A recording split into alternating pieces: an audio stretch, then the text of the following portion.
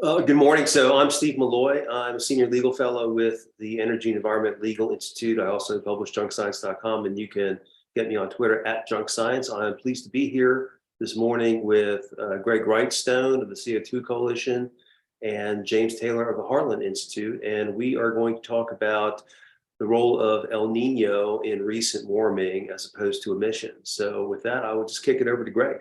Yeah, thank you, Steve. We get the first slide up, please. We'll see that there are equatorial Pacific warming and cooling trends known as El Nino and La Nina. The warming trend, if we look at the first one, the global picture, El Nino is the focus of today's talk, and it's the warming trend, while the La Nina, we're just exiting a La Nina event, are the cooling trends. While it doesn't influence a large part of the world, it does seem to have a significant influence on temperature, which we'll see in the next slide. Now, I've created this slide. The red spikes at the bottom are the El Nino Index, and they indicate the strong El Nino events.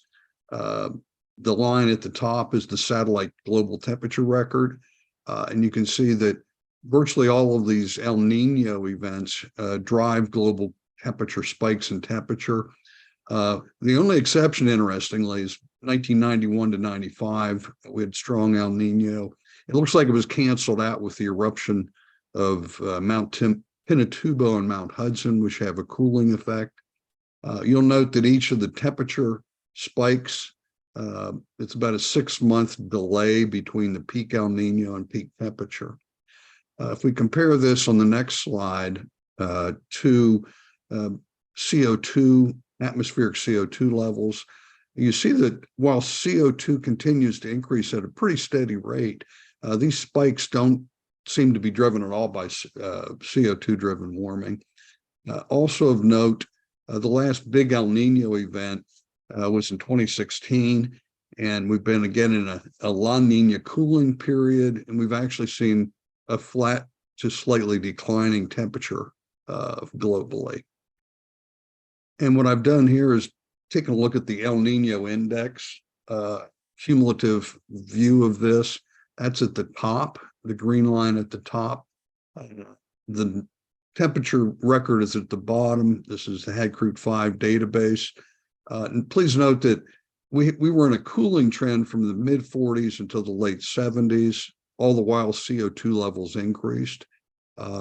But that period from the late 40s to the late 70s were La Nina dominated cooling. And then just as we started getting into El Nino driven period, we went into this warming period from the late 1970s until today. So that's a background there of the relationship between these big equatorial Pacific warming and cooling trends. With that, I'll hand it off to James. Thank you, Greg. I think that there's an important thing that we have to keep in mind when we're going to hear climate activists claim some type of catastrophe because of El Nino.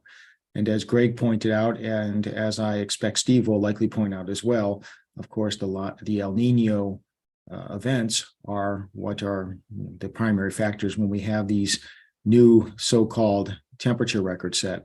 But context is very important, because oftentimes what we hear from climate activists is that the warmest year on record, they use the word on record, the hottest year on record. And they want people to believe that on record means pretty much forever, but that's not the case. When they say on record, it's a very creative use of the term on record. So here, what you're looking at in this slide on the top right, that graphic, by the way, this is a temperature reconstruction. This was produced by the European Science Foundation. It was published, this temperature record, in the peer-reviewed journal Science. And what you see in the top right chart is temperatures over the past 10,000 years since the last ice age epoch. Now, on the far right, those are temperatures that exist today. And you see that squiggly line that goes up at the far right. That is all of the warming of the past 150 years. As you can see, it still leaves temperatures significantly lower than temperatures that have predominated during the vast majority of time that human civilization has existed. Indeed, when human civilization first developed and flourished approximately 6,000 years ago, you can see temperatures were much warmer than they are today. And with much less in terms of technology, still human civilization did quite well. Indeed, thrived. When you hear the term, the hottest years on record, or we're going to have a record high temperature, again, it's because they conveniently define the record as just the past 100 years or so. They don't tell you that when they make these statements, because they are dishonestly, when I say they, climate activists, are dishonestly attempting to lead people to believe that these are the hottest temperatures ever on Earth, or at least ever in human civilization. It's simply not the case. Even when an El Nino event occurs, which appears likely to happen this year, even at the peak of the El Nino, the Earth is not experiencing a fever. The Earth instead is experiencing a cold, in fact, pneumonia. If you look at the next slide, just to confirm what we saw on the first slide, this is cut and pasted directly from the United Nations itself. This is the United Nations Intergovernmental Panel on Climate Change. Indeed, their very first assessment report, when they began to raise the alarm about temperatures, you see the middle chart is basically the same chart that we saw in the last slide. Here at the United Nations, they document temperatures of the past 10,000 years. On the far right, you see that minor increase in temperatures. That's all of the warming of the past 150 years. Again, it leaves us much cooler than has been the case for the vast majority of time that human beings and human civilization, most importantly, has existed. So remember the context. When climate activists tell you that these are the hottest years on record, they are deliberately misleading people to believe something that's not true. The Earth does not have a fever. Even during El Nino years, the Earth has a cold. And with that, I'll pass it on to Steve.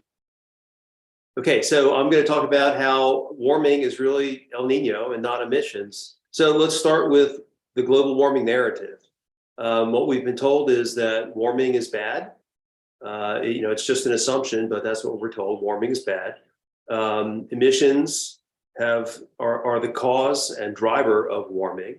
And because emissions cause and drive warming and emissions are bad, all emissions must be eliminated. We must get to net zero. That is the global warming narrative. There's an ongoing case in Montana right now, a children's lawsuit against the state of Montana over climate.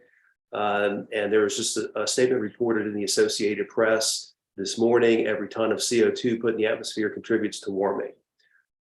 So this is what warming has looked like over the past, or since 2015, which coincidentally is the last time we had an El Nino. There's actually been global cooling. We have put 500 billion tons of emissions into the atmosphere since 2015. This is a 17% increase in industrial era CO2 since 2015. But look, there's been no warming. In fact, it's been slightly cooler. And the reason for this, as Greg talked about earlier, there's been a series of El Niños since 1980. The El Niños drive temperatures up, and temperatures basically drift down until the next El Nino, and it's all pumped up to where we are now. This is, if emissions were driving warming, you would see a more steady increase. There may be bumps, but then there would be increases afterwards. But you don't see the increases really after the El Nino. Temperatures just dribble down until the next El Nino, even though emissions are going up constantly. And just I'd like to leave you with this. April 2023 was cooler than April 1895 in the US. And this is despite 1,000% increase in the industrial era CO2. If every emission causes warming and in fact drives warming, how could this be possible? I mean, how could we have 10 times more industrial era CO2, but yet we have global cooling, or at least cooling in the United States? I mean, that is not the narrative at all. That is not explained by any part of climate science, and climate scientists, of course, don't want to talk about that either. So that's it. That's it for me.